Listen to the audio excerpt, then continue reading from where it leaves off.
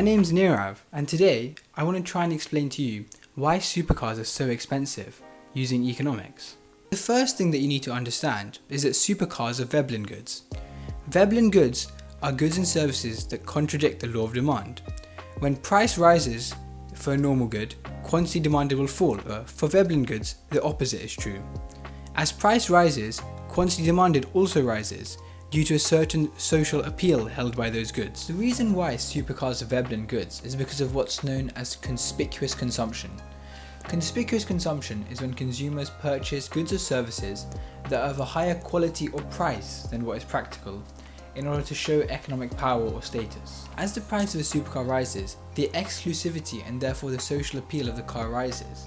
This is because supercars are positional goods, goods which have value based on a distribution and overall supply in a society. You can summarize this concept by saying, while any car can transport you from point A to point B, a supercar will show the world and society your affluence while you're traveling. Supercars are also priced highly because if the firms producing the supercars drop the prices too low, the car will lose its social status appeal, and therefore the demand curve will function like a normal good, as you can see here from below P1.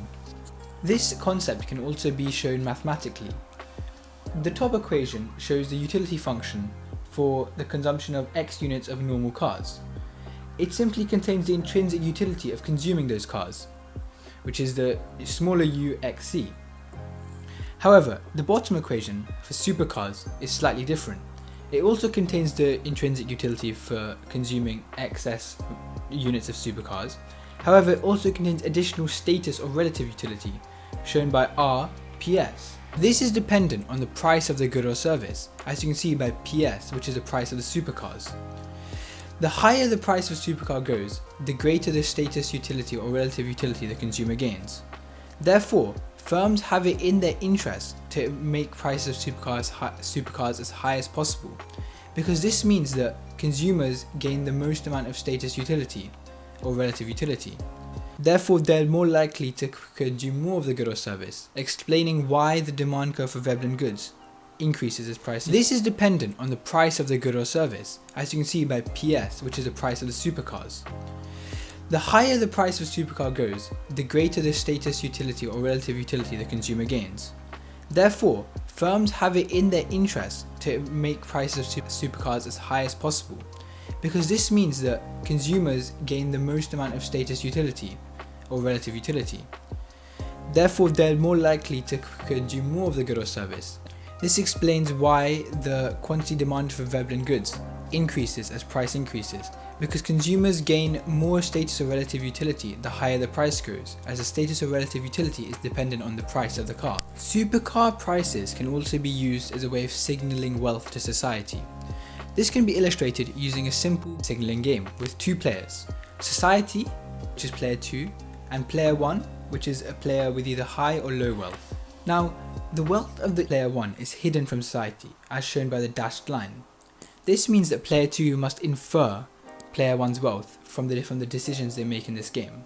The cost for each player of not purchasing the supercar is simply 0, and the payoff is status quo status. The cost for the low wealth player 1 for purchasing the supercar is C subscript L.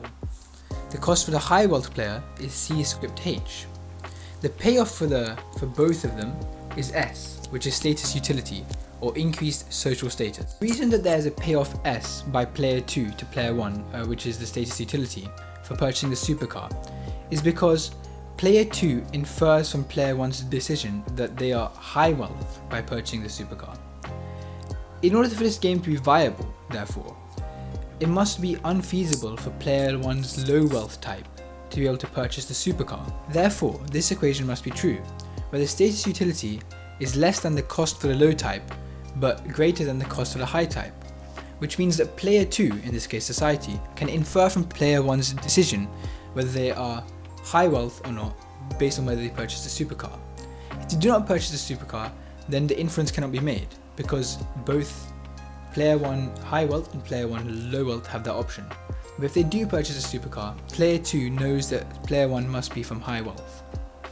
This can be shown with this new game diagram. Therefore, supercars must be expensive in order for them not to be feasible for low wealth players, and be used as a signaling tool in society to show economic power and status. However, the payoff of social status in this game may depend on some things, one of which could be the culture of the place that you're in. For instance, in Scandinavia, the culture is more low-key. Therefore, the payoff for the supercar purchase will not be as high in terms of status utility, as they value the supercar prestige less than other regions. However, the opposite case can be made for Dubai, in a region where people wrap their cars in solid gold to show off their wealth. There, the status utility gained from the purchase of a supercar may be higher. However, it can be argued that in Dubai, the cost for high wealth consumers will also be higher, as there's a greater concentration of wealth in that region, and therefore status utility is much harder to be gained.